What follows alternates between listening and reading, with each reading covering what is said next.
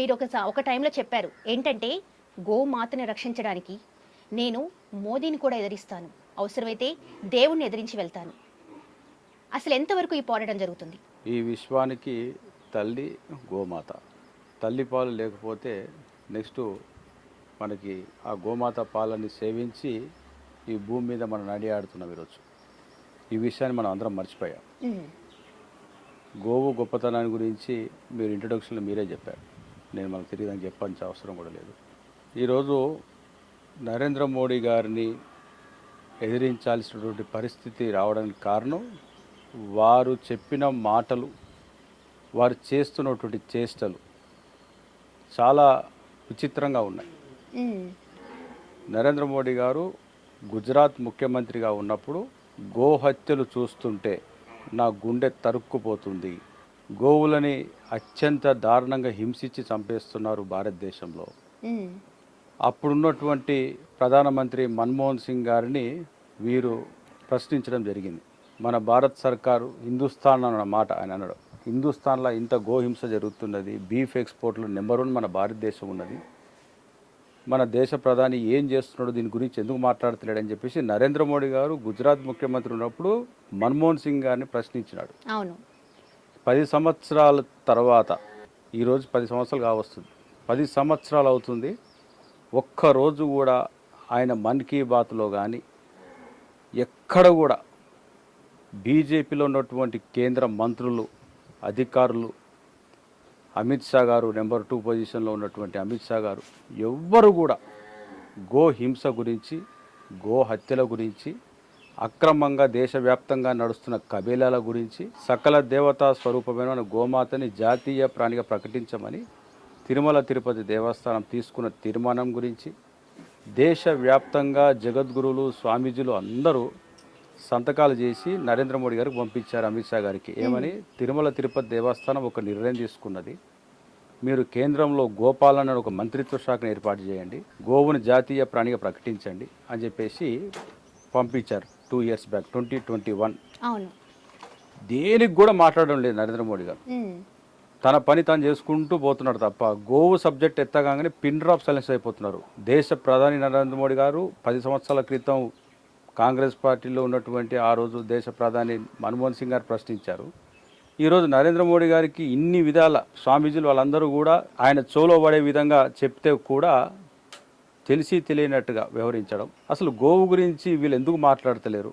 దేశం కోసం, ధర్మం కోసం అని చెప్పేటువంటి భారతీయ జనతా పార్టీ వాళ్ళు, నేను గోహింస ఎంత భయంకరంగా జరుగుతున్నది. హైదరాబాద్లో ఉన్నటువంటి భారతీయ జనతా పార్టీ ఆఫీస్ చుట్టూరా బీఫ్ షాపులు ఉన్నాయి. ఒక్క బీజేపీ కార్యకర్త వెళ్ళి బంద్ చేస్తానికి సాహసం చేయడు. జై శ్రీరామ్ అని చెప్పి గట్టిగా అరవడం వల్ల గోమాత బ్రతకదు.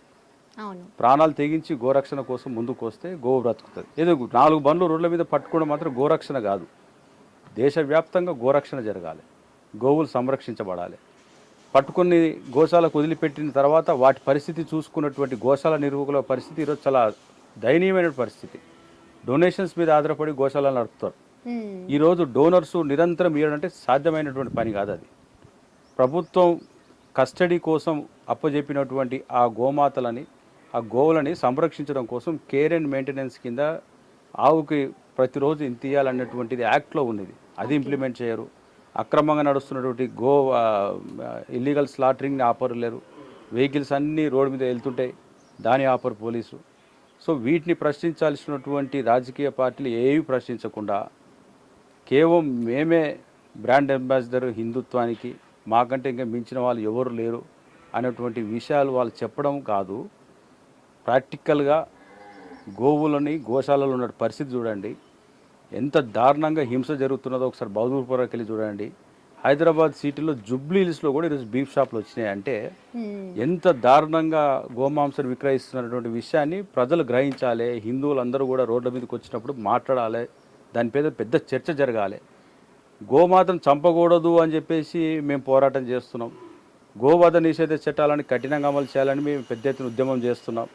గోవుని జాతీయ ప్రాణి అంటే వెంకటేశ్వర స్వామి పని ఇది. స్వామివారు కొండపైన తీర్మానం చేసి పంపించిన పత్రాన్ని గురించి మాట్లాడరు.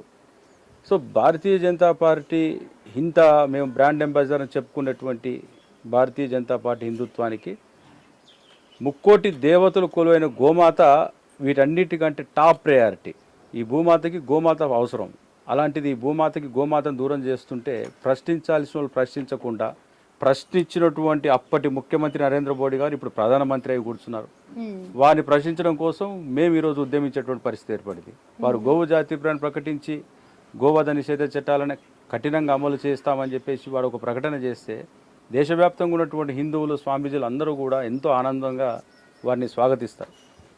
దేవాలయాలు కట్టినంత మాత్రాన ఆ దేవాలయాలు ఉన్నటువంటి మూల విరాట్ అయినటువంటి విగ్రహాలకు కావలసినటువంటి పాలు, అభిషేకాలకు కావలసిన పాలు అని ఎక్కడి నుంచి వస్తాయండి? దేశవ్యాప్తంగా గోహింస జరిగి గోజాతి మొత్తం నశించిపోతున్నది. ఈరోజు ఫింగర్ టిప్స్ మీదే చెప్పొచ్చు ఎన్ని జాతులు మిగిలినాయి అని చెప్పేసి. మరి మీకు కేసీఆర్ గారు ఇదివరకు ఒక టైంలో హయాంలో మీకు చెప్పారు, హామీలు కూడా ఇచ్చారు. ఏదైనా ఇంప్లిమెంట్ జరిగిందా ఆ టైంలో? కేసీఆర్ గారు దసరా అప్పుడు పోయిన సంవత్సరం ఒక 2 రోజుల్లో నేను ఒక అద్భుతమైన ప్రకటన చేస్తా గోవుల గురించి. 1000 ఎకరాలు నేను కేటాయించేటువంటి చేస్తా, 1,00,000 గోవులతో ఏదైతే మీరు సంకల్పం తీసుకున్నారో దానికి నేను పూర్తిగా సహకరిస్తాను చెప్పడం జరిగింది. మరి వారికి చుట్టుపక్కల ఉన్న వాళ్ళు ఎవరు ఏం చెప్పారో తెలియదు, కానీ 2 డేస్ తర్వాత వాళ్ళు ప్రకటన చేయలేదు. ఎలక్షన్ కోడ్ వచ్చేసింది. ఎన్నికల్లో వారు బిజీ అయ్యి వాళ్ళ పని మీద వాళ్ళు ఉన్నారు. నేను కూడా మా అభ్యర్థులను నేను ప్రకటించి నేను నా పాటికి నేను ఇటు వెళ్ళిపోయా, ఆయన అటు వెళ్ళిపోయాడు. గోమాతకు మాత్రం ఎవరు ఏం చేయలేదు. సబ్స్క్రైబ్ చేయండి. subscribe to please do subscribe to Please like, share and subscribe to top Telugu TV. Top Telugu TV. Top Telugu TV. Top Telugu TV.